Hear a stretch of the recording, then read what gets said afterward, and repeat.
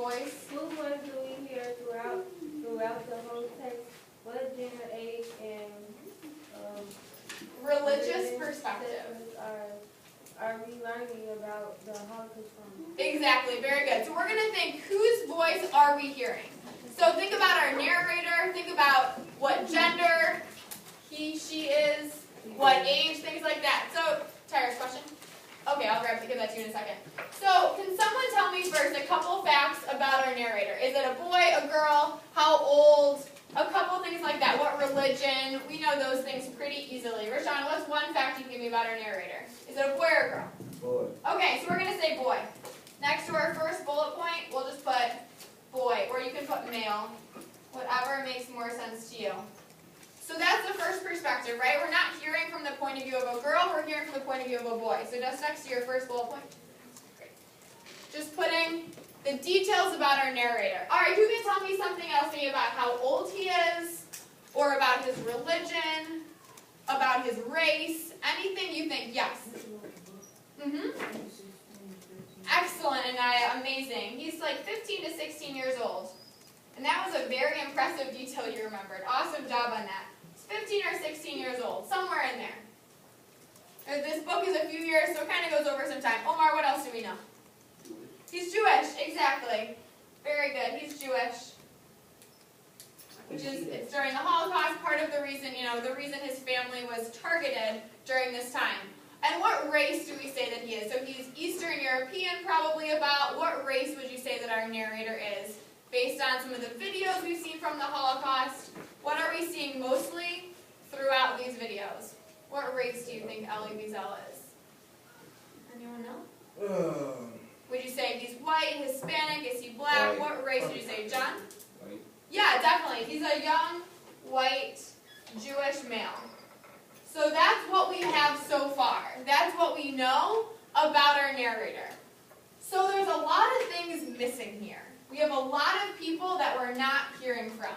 So because of that, we want to figure out who those voices are so we can think, what would they think if they were there? I don't know. I wasn't there, but what might they think?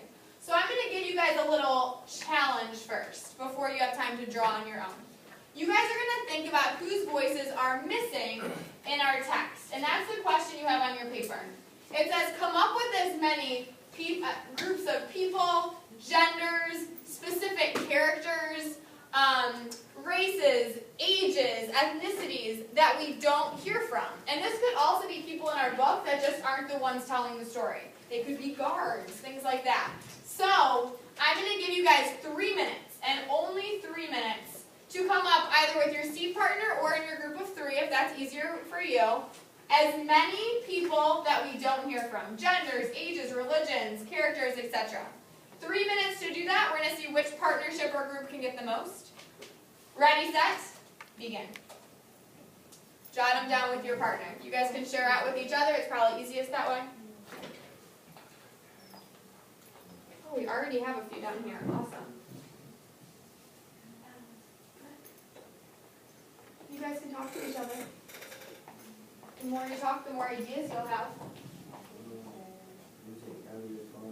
Exactly, good. And you can write down and share them. That's a very good girl. That's a great one. And girls. And his father. Right, because we hear about him, but we don't hear from him, right? That's a great point. Also, you can think about people that we hear about, but we don't actually hear their voice. You guys stumped? Think of the opposites of each of these. That's a good way to get started. What's the opposite of boy? Great, all right, we already got some. What'd you say? He's right, his father's friends. Yeah, we hear about them, but we don't hear from them. Great. Anais has to go past the bullet points because they have so many ideas.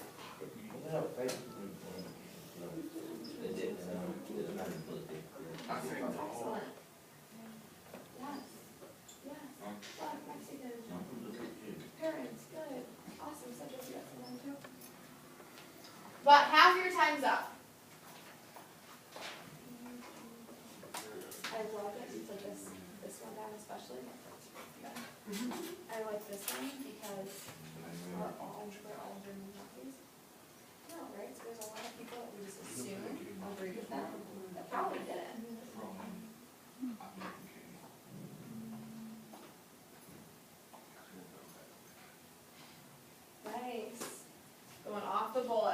I like to see.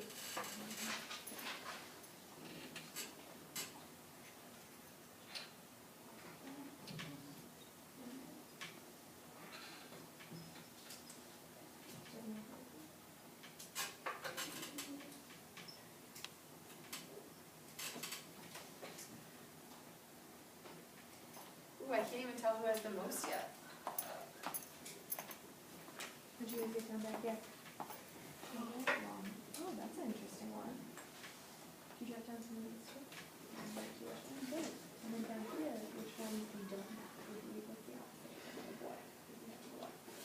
Yeah, there you go. You got a couple. Should be right there. 30 seconds, getting the last ones down.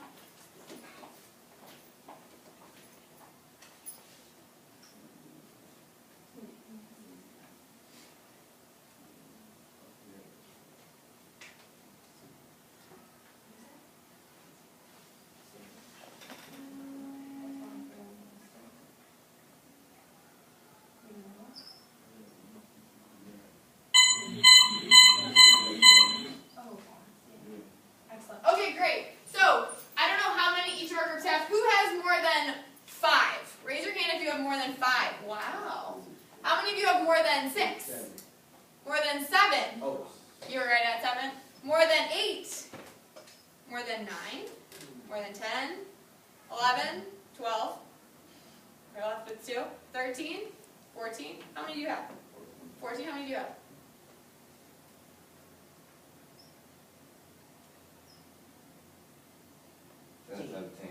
I'm impressed. Excellent job. Okay, so we're obviously probably not going to get all of these down onto our group paper, but we're at least going to get a number of them down. I want to hear some from each of our groups so that you guys have as many options of things to draw as you can come up with. I don't want anyone to feel limited. So let's jump around and figure out some of these voices we don't hear from. I already saw your hand. Rashawn, give me one. Russians.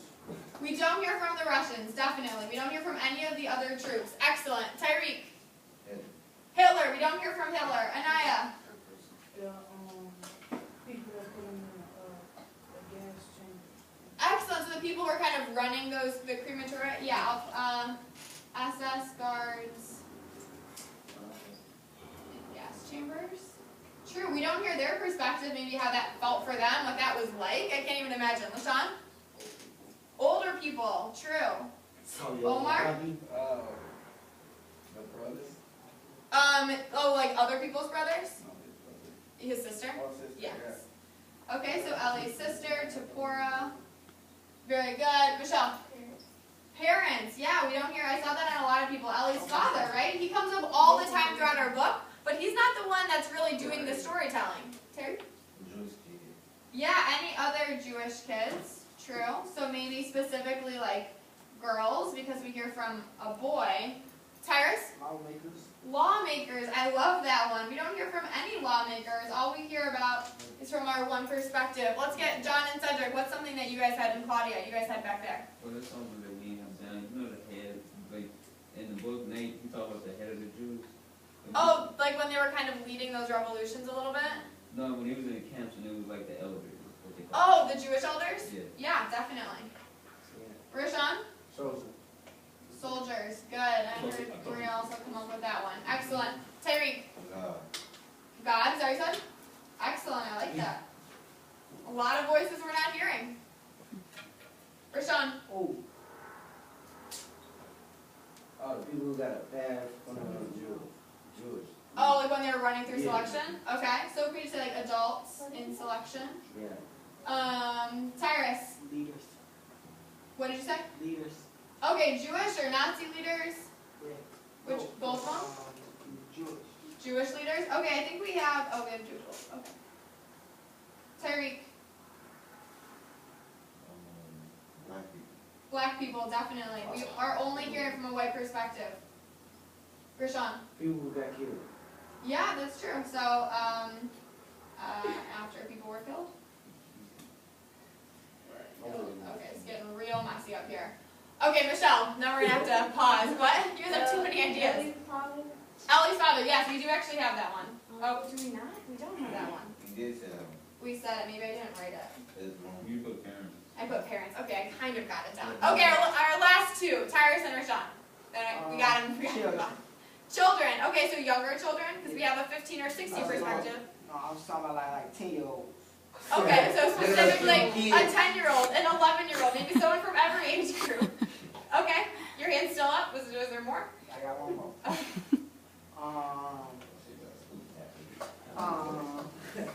The workers. Okay, people who are working in the camps. Jamila, you didn't get one yet. Okay, the government. I love it. Rashawn. Mom. His mom, yeah, you're right. She dies very early. Terry.